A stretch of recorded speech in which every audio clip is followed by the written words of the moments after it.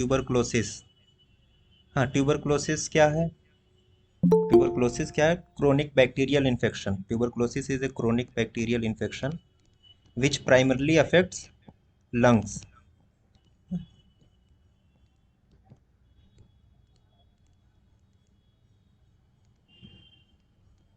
Primarily affect lungs. ऐसा नहीं है कि सिर्फ लंग्स को ही अफेक्ट करती है, लेकिन मोस्ट कॉमनली जो है ये पल्मोनरी ट्यूबरक्लोसिस की ही बात होती है। ज़्यादातर जो है लंग्स को ही अफेक्ट करती है। इसके अलावा एक्स्ट्रा पल्मोनरी ट्यूबरक्लोसिस है, उसमें इंटेस्टाइन है, स्पाइंस है, या मिलियरी ट्यूबरक्लोसिस भी है। इवन मेनिंजाइटिस जो है, ट्यूबरकुलर मेनिंजाइटिस भी है। तो बहुत सारे पार्ट्स को ये अफेक्ट कर सकती है, लेकिन मोस्ट कॉमनली जो है ये लंग्स पे अफेक्ट करती है। इसलिए ये मान के चलते हैं कि जब भी हम सिंपल टर्म में सिर्फ ट्यूबरक्लोसिस की बात करते हैं, तो वो हम पल्मोनरी ट्यूबरक्लोसिस की ही बात करते हैं। क्रोनिक बैक्टीरियल इन्फेक्शन है, primarily affecting lungs. Extra pulmonary tuberculosis में मोस्ट कॉमनली जो होती हैं वो इंटेस्टाइनल यानी abdominal tuberculosis, pots spine, tubercular meningitis, और इसके अलावा मिलियरी ट्यूबरक्लोसिस। अब इसका कॉजेटिव एजेंट क्या है? इसका ट्यूबरक्लोसिस का कॉजेटिव एजेंट क्या होता है? तो इसका जो कॉजेटिव एजेंट है वो माइकोबैक्टीरियम ट्यूबरकुलाई। कॉमनेस्ट कॉजेटिव एजेंट है माइकोबैक्टीरियम ट्यूबरकुलाई। इसके अलावा कुछ केसेस में माइकोबैक्टीरियम बोआइस, यानी जो कैटल से ट्यूबरक्लोसिस होती है, जो कैटल से ट्यूबरक्लोसिस होती है वो माइकोबैक्टीरियम बोआइस से होती है। और ज़्यादातर जो कैटल से ट्यूबरक्लोसिस होती है ना, वो एक्स्ट्रा पल्मोनरी ट्यूबरक्लोसिस हो। जैसे हम कोई डेयरी प्रोडक्ट यूज़ कर रहे हैं, मान लीजिए वो पास्चराइज्ड नहीं है सही से, उसकी टेक्निक पास्चराइजेशन की कहीं पे थोड़ा सा फॉल्ट रह गया था, और उसको हमने भी उबाला नहीं उसको, मान लीजिए कोई भी प्रोडक्ट था, या हमने उसको पकाया नहीं ढंग से और हमने कंज्यूम कर लिया, तो ऐसी कंडीशन में जो ट्यूबरक्लोसिस होगी, जाहिर सी बात है वो इंटेस्टाइनल ट्यूबरक्लोसिस के चांसेस ज़्यादा है। तो जो माइकोबैक्टीरियम बॉयज से होती है वो एक्स्ट्रा पल्मोनरी ट्यूबरक्लोसिस उसमें ज़्यादा होती है। लेकिन कॉजेटिव एजेंट की जब भी बात आएगी, मोस्ट कॉमनली माइकोबैक्टीरियम ट्यूबरकुलाई, इसके अलावा माइकोबैक्टीरियम बोआइस भी है। सोर्स ऑफ इन्फेक्शन इसका क्या होगा? अब देखिए दो चीज़ है ना, माइकोबैक्टीरियम ट्यूबरकुलाई, माइकोबैक्टीरियम बोआइस है। तो इसका सोर्स क्या होगा इन्फेक्शन का? एक तो ह्यूमंस हो जाएंगे, ह्यूमंस एंड एनिमल्स। ठीक, ये इसके सोर्स ऑफ इन्फेक्शन है। अब एक टर्म आता है कम्युनिकेबिलिटी। कम्युनिकेबिलिटी का मतलब हमने पहले शायद पढ़ा हो कि पीरियड ऑफ कम्युनिकेबिलिटी कहते हैं किसको, मतलब प्राइमरी इन्फेक्शन से इस एक्सपोजर के बाद नंबर ऑफ केसेस जो नए डेवलप हो रहे हैं after exposure to primary case ना, तो वो जो टाइम पीरियड होता है, वो जो टाइम पीरियड होता है उसको कहते हैं हम period of communicability. Period of communicability. अब इसकी जो पीरियड ऑफ कम्युनिकेबिलिटी है, या कम्युनिकेबिलिटी पीरियड या इन्फेक्टिविटी पीरियड, वो as long as not treated, जब तक कि आप इसको ट्रीट नहीं करेंगे, जब तक कि हम इसको ट्रीट नहीं करते हैं, तब तक ये दूसरों के लिए खतरा है, दूसरों को इन्फेक्ट कर सकता है वो ट्यूबरक्लोसिस का केस। तो as long as not treated इसके पीरियड ऑफ कम्युनिकेबिलिटी है। एक चीज़ यहीं पे और है कि अगर 21 डेज तक कंटिन्यूसली उसको एटीटी मिल गई, ट्यूबरक्लोसिस का कोई पेशेंट था, उसको 21 डेज तक एटीटी मिल गई, अब वो दूसरों के लिए खतरा नहीं, अब वो किसी दूसरे को इन्फेक्ट नहीं कर सकता है। ऐसा नहीं है, इसका जो रिजीम है वो 6 मंथ, 8 मंथ, 9 मंथ, 24 मंथ तक की रिजीम है। लेकिन अगर 21 डेज कंटिन्यूस एटीटी किसी ने ले ली, किसी पेशेंट ने, तो अब वो दूसरों को इन्फेक्ट नहीं कर सकता है। अब वो जो माइकोबैक्टीरियम है या जो माइक्रो ऑर्गेनिज्म, इसको वो शेड नहीं करेगा, किसी और के लिए अब वो खतरा नहीं है। इसका जो इंसिडेंस होता है मोर कॉमन होता है किसमें? मेल्स में। Males are more susceptible to tuberculosis in comparison to females. इसका मोड ऑफ ट्रांसमिशन जो most common mode of transmission है वो droplet infection and droplet nuclei.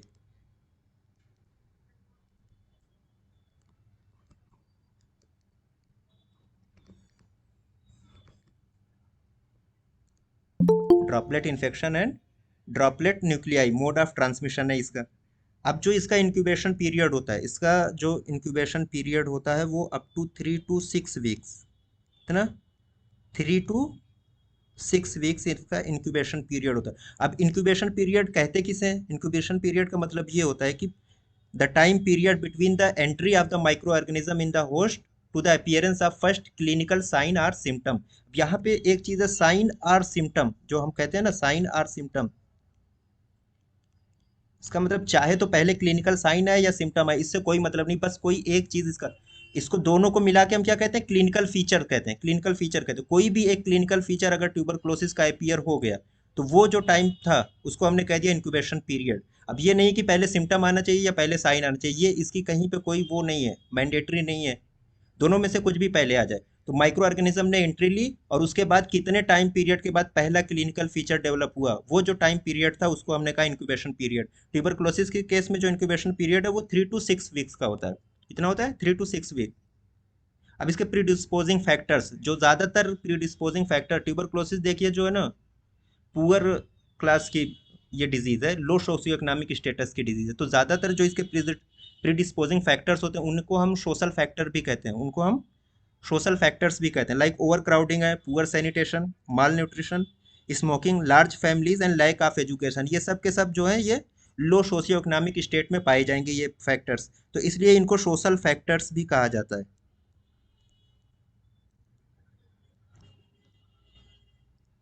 इसको हम सोशल फैक्टर्स भी कहते हैं। ये प्रीडिस्पोजिंग फैक्टर, ये माना जाता है कि ये जो फैक्टर्स हैं ये हेल्पफुल हैं for the development of tuberculosis. अब ट्यूबरक्लोसिस से हर किसी को एक्सपोजर हुआ होगा, लेकिन हर किसी को डेवलप नहीं हो सकती। जो लोग खासतौर से माल नरिश है, माल नरिश पेशेंट है, मान लीजिए कोई बच्चा है, उसके में एक्सपोजर होने के बाद चांसेस ज़्यादा डेवलप, क्यों? क्योंकि उसका जो इम्यून सिस्टम है वो वीक होगा, इम्यून सिस्टम वो वीक होगा। और जब हमने multi factorial causation of disease पढ़ी थी तो उसमें यही चीज़ थी कि किसी एक सिंगल फैक्टर से डिजीज नहीं होती।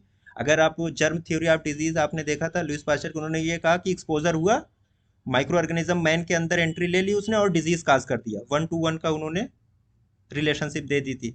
लेकिन जो मल्टी फैक्टोरियल काजेशन था इसने कहा नहीं, अगर सिर्फ माइक्रो ऑर्गेनिज्म एंट्री ले रहा है तो उसके अलावा कुछ फेवरेबल कंडीशन भी चाहिए, कुछ फैक्टर्स और चाहिए जिनके नतीजे में डिजीज डेवलप हो सकती है, वरना वो या तो डरमेंट रह जाएगा, लेटेंट फेज में चला जाएगा, या फिर माइक्रो ऑर्गेनिज्म बॉडी में जाने के बाद किल भी हो सकता है। तो वो जो फैक्टर्स थे, सब कई फैक्टर्स मिलके एक काज कर देते हैं। तो इसमें जो ट्यूबरक्लोसिस में ये इतने सारे फैक्टर्स हैं जो मिलके तब जाके कहीं पे ट्यूबरक्लोसिस होने के चांसेस होते हैं। इन तमाम फैक्टर्स को सोशल फैक्टर्स कहा गया।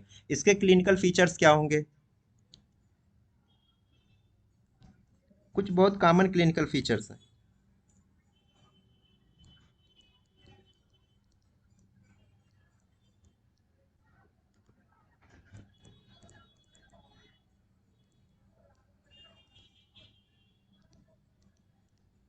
persistent cough and fever, persistent cough and fever with or without hemoptysis,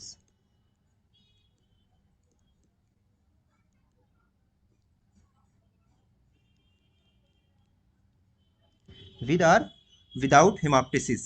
इसके बाद इसमें जो फीवर होता है वो associated with night sweats, night sweats, weight loss and lack of appetite. ये कुछ जनरल सिम्टम्स हैं जो बहुत कॉमनली ट्यूबरक्लोसिस के पेशेंट में ये पाए जाते हैं। परसिस्टेंट कफ एंड फीवर, ये जो होना चाहिए at least for more than 2 weeks, continuous for more than 2 weeks, 2 हफ्ते से ज़्यादा का कंटिन्यूसली कफ या फीवर होना चाहिए। फीवर जो किससे एसोसिएटेड होता है? नाइट स्वेट से। और कफ विद और विदाउट हेमाप्टिसिस, हेमाप्टिसिस हो भी सकती है, नहीं भी हो सकती है। मान लीजिए कोई ओल्ड हील्ड लीजन था और ड्यूरिंग एक्सटेंसिव कफ खांसी बहुत ज़्यादा आई, तो जो वो फाइब्रस बैंड थे हो सकता है कि उनका ब्रेक हो जाए, वो फाइब्रस बैंड जो है वो टूट जाए। जब फाइब्रस बैंड टूटते हैं किसी ओल्ड हील्ड लीजन से, तो फिर वहाँ पे हिमाप्टिसिस होती है, वहाँ पे हिमाप्टिसिस होती है। या एक्टिव लीजन है, कैविटी बन चुकी है, तो ऐसी कंडीशन में भी हिमाप्टिसिस हो सकती है। अब यही ट्यूबरक्लोसिस आप सस्पेक्ट करें, ये तमाम फीचर्स जो मिल, लैक ऑफ एपेटाइट मिल रहा है, वेट लॉस मिल रहा है, नाइट स्वेट्स मिल रहा है, and persistent cough and fever है विद हेमाप्टिसिस, लेकिन जो एज ग्रुप है वो मोर देन 60 ईयर्स का है, वो मोर देन 60 ईयर्स का है। अब यहाँ पे आप सस्पेक्ट करेंगे, ट्यूबरक्लोसिस तो सस्पेक्ट कर रहे हैं, साथ में आपको कार्सिनोमा भी सस्पेक्ट करना है हमको। क्यों? क्योंकि ओल्ड एज में अगर किसी को कफ है, फीवर है लो ग्रेड का, वेट लॉस हो रहा है, साथ में हिमाप्टिसिस भी हो रही है, और वो स्मोकर भी है, अगर मान लीजिए वो स्मोकर भी है, तो कम से कम हमें कार्सिनोमा को ज़रूर सस्पेक्ट करना है। कार्सिनोमा पहले सस्पेक्ट करेंगे, ट्यूबरक्लोसिस बाद में सस्पेक्ट करेंगे। यंगर एज ग्रुप है, एडोलसेंट है, तो वहाँ पे हम पहले ट्यूबरक्लोसिस सस्पेक्ट करेंगे, उसके बाद फिर कोई डिजीज सस्पेक्ट कर सकते हैं। ये इसके क्लिनिकल फीचर्स थे। तो ये क्लियर है ना? जी। चलिए कुछ एपिडेमियोलॉजी से रिलेटेड जो इसके इंडाइसेज हैं जो ट्यूबरकुलोसिस से रिलेटेड हैं, जो कभी कभार हो सकता है पूछे जाएं, कम से कम जानना जरूरी है। सबसे पहले तो है incidence of TB infection. Tuberculosis के इन्फेक्शन का इंसिडेंस, जिसको हम कहते हैं एनुअल इन्फेक्शन रेट या annual risk of infection, ARI, जिसको हमने नाम दिया ARI का। इसी को हम कहते हैं ट्यूबरकुलिन कन्वर्जन इंडेक्स भी इसका कहते हैं, जो इंसिडेंस ऑफ टीबी इन्फेक्शन है।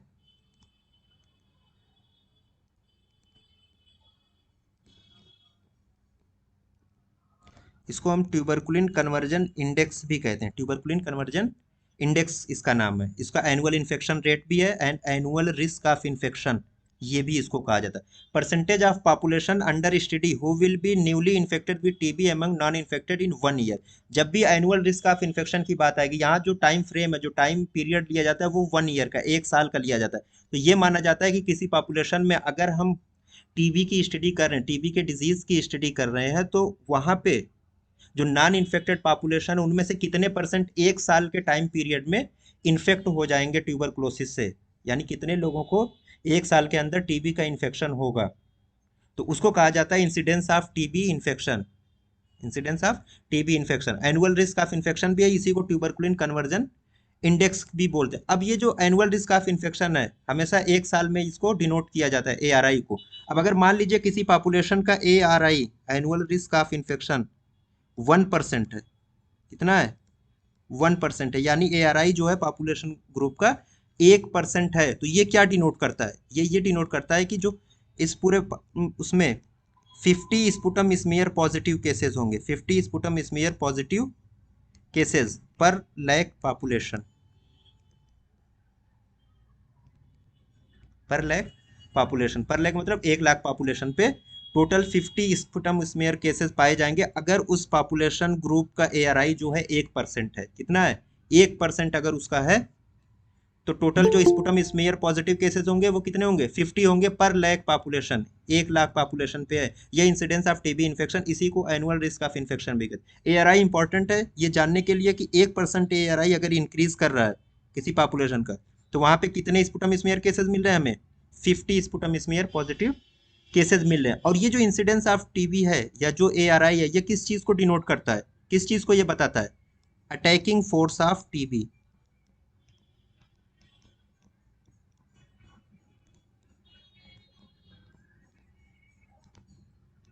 Attacking force of tuberculosis, ARI जो डिनोट करता है किसको, अटैकिंग फोर्स ऑफ ट्यूबरक्लोसिस को। सेकंड जो है prevalence of TB infection. Prevalence नाम में जाहिर है, देखिए प्रिवेलेंस, प्रिवेलेंस को जब हम डिफाइन कर रहे थे तो उसमें जो डिफिनेशन में हमने लिया था, न्यू प्लस ओल्ड केसेस दोनों को लिया था। प्रिवेलेंस की जब भी बात आएगी, प्रिवेलेंस की जब भी बात आएगी, वहां पे सिर्फ न्यूली डायग्नोस्ड केस नहीं लेंगे। इंसिडेंस में हमेशा न्यूली डायग्नोस्ड केसेस आते हैं, प्रिवेलेंस में न्यू प्लस ओल्ड केसेस दोनों के दोनों यहाँ पे जोड़े जाएंगे। तो जो ये प्रिवेलेंस ऑफ टीबी इन्फेक्शन, ये किसी कम्युनिटी में क्या चीज शो करता है, क्या बताता है, number of new plus old cases.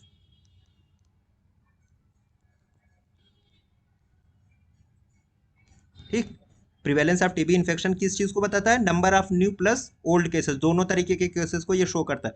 Percentage of individuals who shows a positive reaction to standard tuberculin test, जो स्टैंडर्ड ट्यूबरकुलिन टेस्ट होता है, जो स्टैंडर्ड ट्यूबरकुलिन टेस्ट होता है, कई टेस्ट होते हैं उसमें, हीव टेस्ट है, टाइन मल्टीपल पंक्चर टेस्ट है और मॉन्टूक्स टेस्ट है स्टैंडर्ड ट्यूबरकुलिन टेस्ट में। तो मोस्ट कॉमनली जो इम्प्लाइड टेस्ट होता है इसमें से भी वो मॉन्टूक्स टेस्ट होता है। तो अगर किसी को पहले एक्सपोजर हो चुका है ट्यूबरक्लोसिस का किसी को पहले से एक्सपोजर हो चुका है रिसेंट में या पास्ट में, तो जो मॉन्टूक्स टेस्ट है वो पॉजिटिव आएगा, वो पॉजिटिव आ सकता है। तो ऐसी कंडीशन में वो ये शो नहीं करेगा कि ये न्यूली डायग्नोज्ड है, वो क्या बताता है कि इसको एक्सपोजर हो चुका है ट्यूबरक्लोसिस से। दैट मीन्स कि न्यू और ओल्ड दोनों तरीके के केसेस को ये बताता है। तो इसको कहा गया prevalence of TB infection, prevalence of TB infection.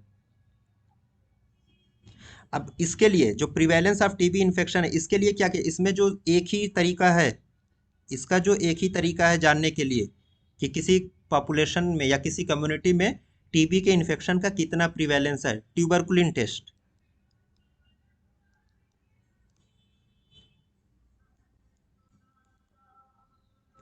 कौन सा टेस्ट करेंगे, ट्यूबरकुलिन टेस्ट। ट्यूबरकुलिन टेस्ट क्या, only way of estimating the prevalence in a population. तो किसी भी पॉपुलेशन में अगर टीबी के प्रिवेलेंस को जानना है तो हमें ट्यूबरकुलिन टेस्ट करना है, सिर्फ और सिर्फ ट्यूबरकुलिन टेस्ट, यही एक तरीका है उस पूरी कम्युनिटी में टीबी के जो इंसिडेंस सॉरी जो प्रिवेलेंस है उसको जानने के लिए। फिर आइए इंसिडेंस ऑफ द डिजीज। अब इस डिजीज का कितना इंसिडेंस है, में डिजीज कितनी डिजीज हो रही है, तो percentage of new TB cases पर 1000 पॉपुलेशन, इंसिडेंस की सिंपल सी ये डिफिनीशन है, percentage of new TB cases पर 1000 पॉपुलेशन। अब इसके लिए इंसिडेंस जानने के लिए जो सबसे रिलायबल मेथड है एस्टिमेशन के लिए, for the estimation of incidence of disease, sputum smear examination करते हैं। क्या करते हैं?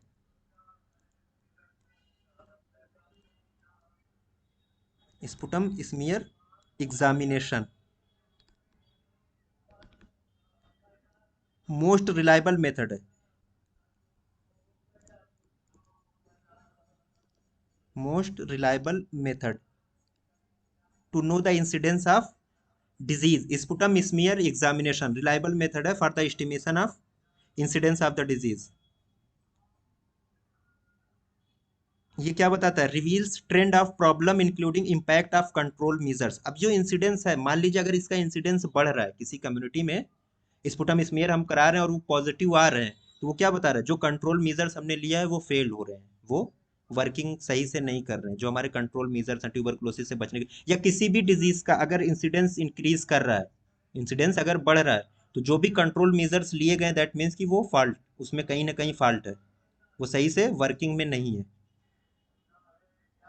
और लास्ट में है prevalence of disease or case rate, prevalence of disease or case rate. तो ये जो बताता है केस रेट, यानी percentage of individuals whose sputum is positive for TB bacilli and microscopic examination. अब जो माइक्रोस्कोपिक एग्जामिनेशन होगा उसमें कितने परसेंटेज इंडिविजुअल्स का स्पुटम जो होगा वो ट्यूबरकुलर बैसिलाई से पॉजिटिव आएगा, ट्यूबरकुलर बैसिलाई पॉजिटिव आएगा, कितने परसेंटेज इंडिविजुअल्स के स्पुटम, जब हम माइक्रोस्कोपिक एग्जामिनेशन कराएंगे तो वो चीज़ बताती है प्रिवेलेंस ऑफ डिजीज या केस रेट।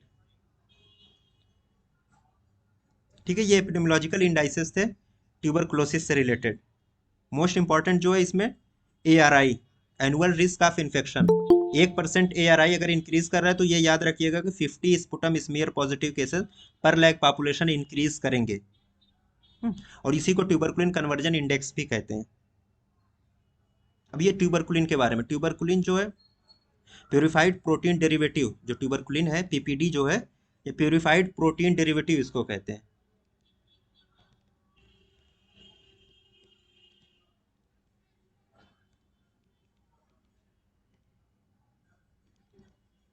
पीपीडी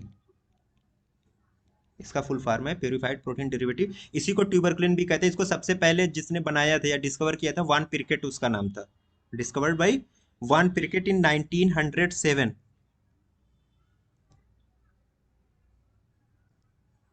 ये जो वान पिरकेट साहब हैं, 1907 में इन्होंने डिस्कवर किया था ट्यूबरकुलिन या पीपीडी को। अब जो ये स्टैंडर्ड पीपीडी है या ट्यूबरकुलिन है, इसमें 50,000 ट्यूबरकुलिन यूनिट्स होती हैं। कितनी होती हैं?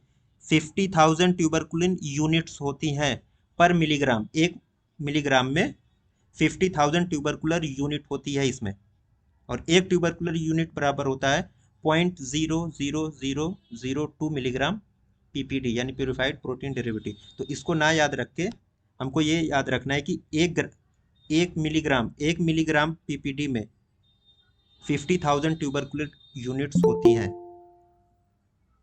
जो ये स्टैंडर्ड पीपीडी जो होती है इसमें। अब डब्ल्यू ने कहा कि इसमें मल्टीपल इसके वो होते हैं, सब टाइप्स होते हैं, मतलब अलग अलग टाइप्स की ये पीपीडी बनी हुई है। तो डब्ल्यू ने कहा कि सबसे बेहतरीन जो है जिसको यूज़ किया जाना चाहिए वो पीपीडी RT23 विद ट्वीन 80, ये इसका नाम है, पीपीडी RT23 विद ट्वीन 80। ये डब्ल्यू ने इसको एडवोकेट किया कि इसी को यूज़ करना चाहिए। And tuberculin test is the only way of estimating the prevalence of infection in a population. अभी पिछली स्लाइड में ये चीज़ आई थी कि प्रिवेलेंस ऑफ इन्फेक्शन को जानने के लिए ट्यूबरकुलिन टेस्ट एकमात्र सिंगल तरीका है जिससे हम उस टीबी के इन्फेक्शन का प्रिवेलेंस किसी कम्युनिटी में हम जान सकते हैं।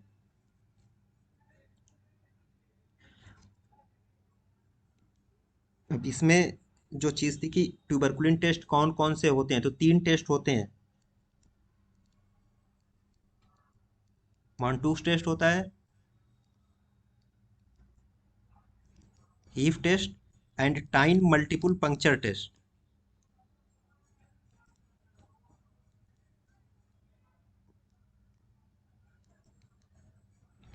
टाइन मल्टीपल पंक्चर टेस्ट, ये तीन तरीके के ट्यूबरकुलिन टेस्ट होते हैं, लेकिन मोस्ट कॉमनली जो यूज होता है वो मॉन्टूक्स टेस्ट होता है। तो मॉन्टूक्स टेस्ट के बारे में जानिए थोड़ा सा। इसकी जो डोज होती है मॉन्टूक्स टेस्ट की, 1 ट्यूबरकुलिन यूनिट ऑफ पीपीडी यानी purified protein derivative, 1 tuberculin unit. अब 1 TU में यही इतना मिलीग्राम, 0.0002 मिलीग्राम पीपीडी होता है, इंजेक्टेड इंट्राडर्मली ऑन 4 आर्म। कहाँ पे इसको इंजेक्ट करते हैं ये देखिए, जो 4 आर्म होता है, जो 4 आर्म होता है डार्सम पे, डार्सल साइड पे 4 आर्म के, वहां पे एकदम ये समझ लीजिए कि रिस्ट और जो एल्बो जॉइंट है उसके जस्ट एकदम मिडिल में, उसके जस्ट एकदम मिडिल में इसको इंजेक्ट करते हैं, को इंजेक्ट कर दिया। WHO ने क्या कहा कि कौन सा हमें यूज करना चाहिए, tuberculin PPD RT23 with 2N80। ठीक है, test of prognostic significant, diagnostic नहीं है बल्कि प्रोग्नोसिस बताता है। प्रोग्नोसिस का मतलब ये बताता है कि प्रीवियसली इसको एक्सपोजर हो चुका है ट्यूबरकुलर बैसिलाई से या नहीं। Has limited validity due to lack of specificity, क्यों स्पेसिफिक नहीं हो जाता, क्योंकि ये और भी बहुत सारे ऐसे, मान लीजिए किसी को टाइफाइड फीवर हुआ था, टाइफाइड फीवर तो या कोई क्रोनिक और डिसीज, तो ऐसी कंडीशन में भी मॉन्टूक्स जो है वो पॉजिटिव आ सकता है। रीडिंग, रीडिंग जो होती है, जो इसका रिजल्ट हम लेते हैं वो आफ्टर 72 आवर्स, 72 आवर 3 दिन के बाद क्या करते हैं, एक सिंपल सा प्लास्टिक का आप स्केल ले लीजिए, उससे जो इंड्यूरेशन होता है, जो इंड्यूरेशन होता है एक पेप्यूलर इंड्यूरेशन टाइप का होता है, तो उसको हम क्या करते हैं, मीजर करते हैं। अब अगर वो अप टू 10 सेंटीमीटर, ये मानते हैं कि मोर देन 10 सेंटीमीटर है, मोर देन 10 सेंटीमीटर, तो मॉन्टूक्स टेस्ट जो है वो पॉजिटिव होता है। और लेस देन 6, सॉरी ये mm है, हाँ, यानी मोर देन 10 mm है तो वो पॉजिटिव है, और लेस देन 6 mm अगर है, लेस देन 6 mm है तो वो निगेटिव होता है। एंड जो ये 6 to 9 mm है, 6 to 9 mm का है, जो ये डाउटफुल केसेस होता है, इसको इसको डाउटफुल केसेस की कैटेगरी में रखते हैं। सिर्फ इंड्यूरेशन को हम मेजर करते हैं, अगर मोर देन 10 mm है तो वो पॉजिटिव है, पास्ट या करंट इन्फेक्शन है उसको किससे, ट्यूबरक्लोसिस से। और induration 6 to 9 mm doubtful cases है, माइकोबैक्टीरियम ट्यूबरक्लोसिस से इन्फेक्शन हो भी सकता है या किसी एटिपिकल माइकोबैक्टीरिया से भी हो सकता है, यानी माइकोबैक्टीरियम लेप्रा से भी हो सकता है। ऐसी कंडीशन में भी इंड्यूरेशन आ सकता है। And induration less than 6 mm है तो वो निगेटिव होगा। ठीक, ये मॉन्टूक्स टेस्ट की रीडिंग थी। 72 आवर्स स्पेसिफिक है, 3 डे पे आमतौर से मोस्ट कॉमनली एडवोकेटेड यही है कि 72 घंटे पे रीडिंग लेनी चाहिए। वैसे 96 आवर्स तक की इसकी लिमिट दी गई, 48 आवर्स टू 96 आवर्स, यहाँ तक की इसकी टाइम लिमिट है। लेकिन आइडियल कंडीशन जो है वो 72 आवर्स पे है, यानी 3rd डे पे, तीसरे दिन। अब स्पुटम माइक्रोस्कोपी एंड कल्चर कब कराएंगे, माइक्रोस्कोपी कब कराएंगे, कल्चर कब कराएंगे। तो जो माइक्रोस्कोपी होती है, स्पुटम स्मीयर एग्जामिनेशन, जील निल्सन स्टेनिंग, देखिए जो माइकोबैक्टीरियम ट्यूबरक्लोसिस है ये ग्राम पॉजिटिव या ग्राम नेगेटिव नहीं है, बल्कि ये क्या है, एसिड फास्ट बैसिलाई है। माइकोबैक्टीरियम ट्यूबरक्लोसिस क्या है, एसिड फास्ट बैसिलाई है, एसिड फास्ट। तो इसकी जो स्टेनिंग करते हैं उसको हम कहते हैं जील निल्सन स्टेनिंग। अगर अगर ग्राम स्टेनिंग करते तो या तो वो पॉजिटिव आता है या तो नेगेटिव आता है, लेकिन ये एसिड फास्ट बैसिलाई इसकी जो स्टेनिंग की जाती है वो जील निल्सन स्टेनिंग की जाती है। तो इसलिए स्पुटम स्मीयर एग्जामिनेशन यानी जील निल्सन स्टेनिंग कराएंगे बाय डायरेक्ट माइक्रोस्कोपी। ये मेथड ऑफ चॉइस है as a case finding tool for tuberculosis. जो करंट हमारा रिवाइज्ड नेशनल ट्यूबरक्लोसिस प्रोग्राम चल रहा है, RNTCP जो चल रहा है, उसमें जो केस फाइंडिंग टूल है वो स्पुटम माइक्रोस्कोपी है, स्पुटम स्मीयर माइक्रोस्कोपी, यानी sputum for AFB, sputum for AFB, acid fast bacilli, वो करते हैं। तो ये मेथड ऑफ चॉइस हो जाता है as a case finding tool for tuberculosis. Culture कब कराएंगे, स्पुटम कल्चर कब कराएंगे, एज ए सेंट्रलाइज सर्विस है at district and regional chest clinic laboratory, only mean for chest symptomatics who are smear negative. अब मान लीजिए किसी को चेस्ट में, हमने उसका चेस्ट एक्सरे कराया, वहाँ पे हमें कोई कैविटेशन मिल रहा है और उसके जो सिम्टम्स हैं, क्लिनिकल फीचर्स हैं, वो भी लग रहा है कि ट्यूबरक्लोसिस हो सकती है, लेकिन हमने स्पुटम जब उसका कराया, स्पुटम स्मीयर, तो वो निगेटिव आया। तो जब स्पुटम स्मीयर निगेटिव आया तो अब स्पुटम का कल्चर कराना है, अब स्पुटम का कल्चर कराना है। क्यों, क्योंकि इसमें लिखा directly only mean for chest symptomatic who are smear negative. अब स्मीयर निगेटिव आ चुका था लेकिन सिम्टोमेटिक थे, उनके में ये था कि सिम्टम्स ट्यूबरक्लोसिस के लग रहे थे, तो ऐसी कंडीशन में अब हमें स्पुटम कल्चर कराना होता है। अब स्पुटम कल्चर हमने करा लिया। फिर एक लास्ट है मास मिनिएचर रेडियोग्राफी। देख, मास मिनिएचर रेडियोग्राफी जो थी ये पहले होती थी, इसको फ्लोरोफोटोग्राफी भी कहते हैं। 1970 के बाद से ये बंद हो चुकी है।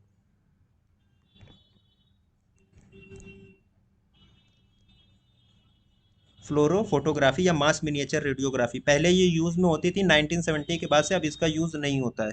बस इतना याद रखना है कि मास मिनिएचर रेडियोग्राफी किससे रिलेटेड है, ट्यूबरक्लोसिस से रिलेटेड है। ये एक लाइन सिर्फ हमें मास मिनिएचर रेडियोग्राफी से याद रखनी है। Is not used now as a case finding, अब इसका यूज नहीं होता है। ओनली यूजफुल किस में यूजफुल थी, as an additional criteria for diagnosis of pulmonary TB when none sputum smear is positive out of two. जैसे दो स्पुटम स्मीयर एग्जामिनेशन होते हैं, एक स्पॉट स्पुटम लिया जाता है, एक मॉर्निंग स्पुटम डे 2 पे लिया जाता है। अगर दोनों के दोनों निगेटिव आ रहे हैं, अगर दोनों के दोनों निगेटिव आ रहे हैं तो पहले मास मिनिएचर रेडियोग्राफी कराई जाती थी, लेकिन अब नहीं यूज होती। इसका यूज अब कहाँ होता है, टू एक्सक्लूड ब्रांकिएक्टेसिस या एस्परजिलोमा इन फ्रीक्वेंट या severe positive sputum smear cases. अब मान लीजिए किसी को कंटिन्यूअस स्पुटम स्मीयर पॉजिटिव आ रहा है, कंटिन्यूअसली उसने ट्रीटमेंट ले लिया, उसके बाद भी आ रहा है, तो ऐसी कंडीशन में ब्रांकिएक्टेसिस या एस्परजिलोमा को रूल आउट करने के लिए मास मिनिएचर रेडियोग्राफी कराई जाती थी। अब या in suspected complications in a breathless patient needing specific like pneumothorax है, पेरिकार्डियल इफ्यूजन या प्लूरल इफ्यूजन है, इनमें भी ये एमएमआर कराया जाता था। ठीक है, लेकिन अब as a case finding tool tuberculosis के लिए ये यूज नहीं होता है। 1970 तक इसका यूज होता था। अब दूसरी कंडीशन में जहाँ पे हमें और अदर डिजीज कंडीशन को रूल आउट करना है, वहां पे ये एमएमआर होता है। वेक्टर में स्टॉप टीबी स्ट्रेटजी। अब ये दो तीन चीजें हैं जो सिर्फ अगर नाम याद रहे ना तो वो काफी है। स्टॉप टीबी स्ट्रेटजी यानी ट्यूबरक्लोसिस से इसमें नाम जाहिर है। विजन क्या था इसका, स्टॉप टीबी स्ट्रेटजी का विजन था a world free of tuberculosis. तो world free of tuberculosis goal क्या था, to dramatically reduce the global burden of TB by 2015 in line with millennium development goals, ये एमडीजीज सेट हुए थे। And stop TB partnership targets, stop TB जो partnership target, अभी staff TV भी आएगा।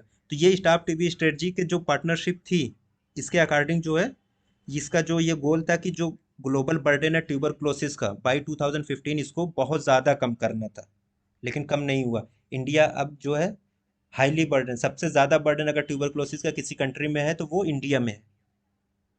इसकी टारगेट क्या थी स्ट्रेटजी का, 2005 में केस डिटेक्शन रेट कितना होना चाहिए, मोर than 70% and cure rate more than 85%। 2010 में जो इसका प्रीवैलेंस था, जो ट्यूबरक्लोसिस का प्रीवैलेंस और उससे जो होने वाली डेथ थी, उसका कितना हमें रिडक्शन करना था, बाई 50% रिलेटिव टू 1990। 1990 में जो भी प्रीवैलेंस और डेथ रही होगी ट्यूबरक्लोसिस से, उसका 50% हमें रिड्यूस करना था कब, 2010 में।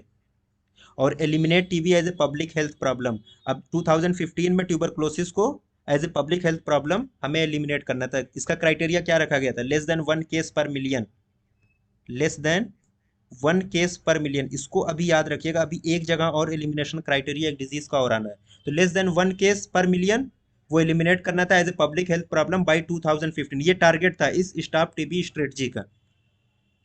फिर दूसरा जो प्रोग्राम लॉन्च हुआ, the end TB strategy, end TB strategy 2016 से 2020 तक के लिए ये प्रोग्राम चला था।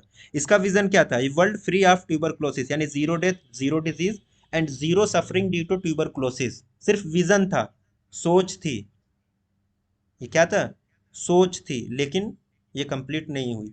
गोल क्या है, and the global tuberculosis epidemic, जो ग्लोबली ट्यूबरक्लोसिस का एपिडेमिक है, जो इतने ज्यादा नंबर ऑफ केसेस आ रहे हैं उनको कम करना था, खत्म करना था, लेकिन नहीं हुआ। इसमें जो माइलस्टोन सेट किए गए थे बाई 2025 तक के लिए, 70% reduction in tuberculosis death compared with 2015। अब यहाँ पे जो माइलस्टोन सेट है कि 2015 में जो डेथ हो रही थी ट्यूबरक्लोसिस से, उसमें हमको कितना कम करना है, 75% तक रिड्यूस करना है by 2025। 50% reduction in tuberculosis incidence rate, यानी जो number of new cases tuberculosis के आ रहे हैं 2015 में जो डेटा निकल के आया, उसके मुकाबले में 50% हमें रिडक्शन करना है, कितना, नंबर ऑफ न्यू केसेस का। No affected families facing catastrophic cost due to tuberculosis, और ये भी है, कोई भी ऐसी फैमिली जो है उसको इस तरीके से बर्डन ना हो ट्यूबरकुलोसिस का, वो फेस ना करें कोई इस तरीके का बर्डन ट्यूबरकुलोसिस से। ये द एंड टीबी स्ट्रेटजी थी, 2016 से 2020 तक के लिए ये प्रोग्राम चला था, और 2025 तक के लिए इसमें माइलस्टोन सेट किए गए थे। अब ये revised national tuberculosis control programme कब लॉन्च हुआ था? ये आरएनटीसीपी कब लॉन्च हुआ था?